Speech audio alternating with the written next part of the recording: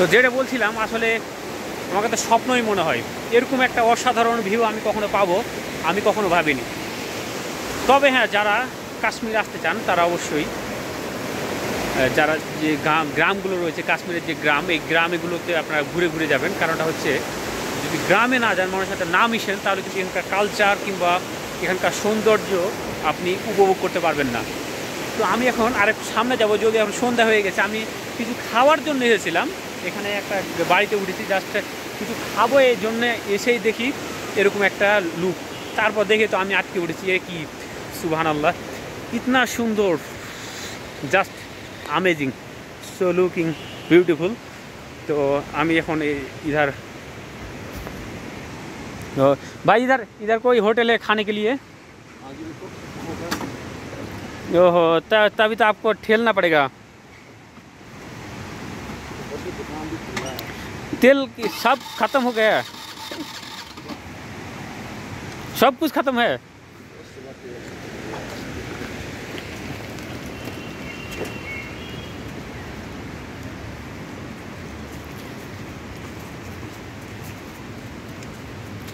তো আমি এখন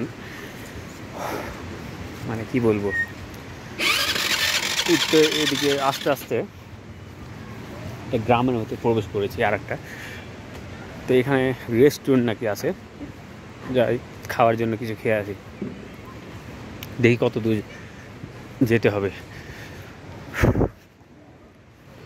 আমার জন্য একের পর এক চমক মনে হচ্ছে, স্বপ্নের পৃথিবীতে যেন সত্যি স্বপ্ন।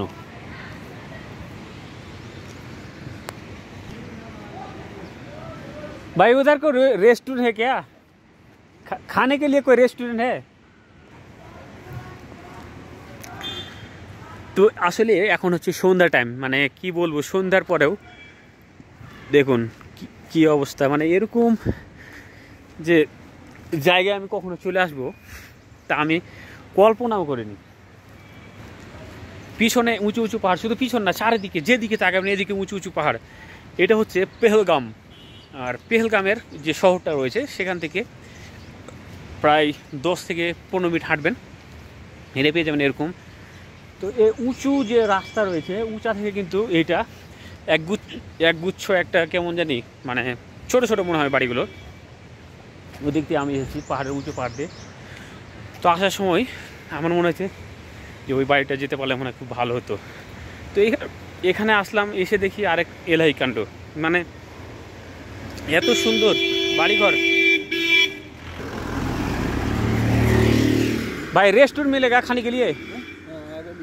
ठीक है। তো আমি খাবার জন্য রেস্টুরেন্ট খুঁজছি, তো রেস্টুরেন্ট খুঁজতে খুঁজতেই এরকম বাড়িঘর।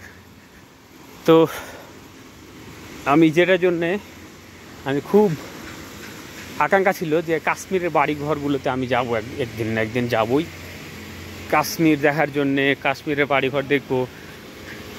তো শেষে কিন্তু মিলে গেছে আমার কপালে। আসলে মনে মনে যা চাইবেন আল্লাহর কাছে, যদি মনের থেকে দোয়া করেন, মনে থেকে ইচ্ছা আকাঙ্ক্ষা চেষ্টা যদি থাকে, তাহলে এক সময় না এক সময় মিল যেতে হয়। এখানকার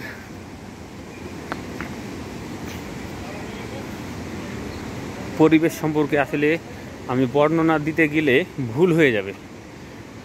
কারণটা হচ্ছে, আমি যদি বর্ণনা দেই এখানকার ভুল হবে কেন, চারিদিকের যে শুনশান নীরবের মাঝে শনশন যে শব্দ শুনছেন, এটা কিন্তু কিসের শব্দ জানেন? ঝর্ণার শব্দ। সুবহানাল্লাহ, এক পাশ থেকে আরেক পাশ, এক পাশ থেকে আরেক পাশ, শুধু ঝর্ণা আর ঝর্ণা।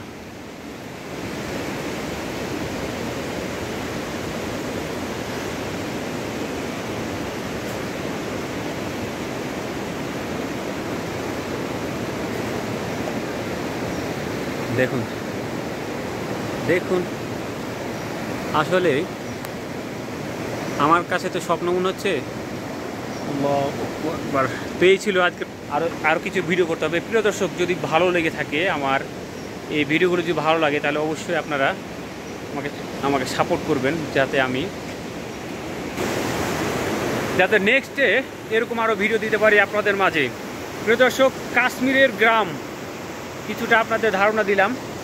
তবে হ্যাঁ, যারা কাশ্মীর ঘুরতে চান, কাশ্মীরের গ্রাম দেখতে চান, তারা আমার ভিডিও দেখলে বুঝতে পারবেন।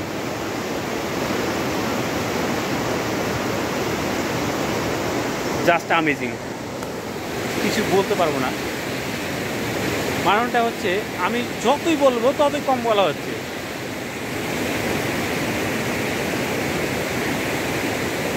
Just looking like wow. সবাই ভালো থাকবেন, আল্লাহ হাফেজ।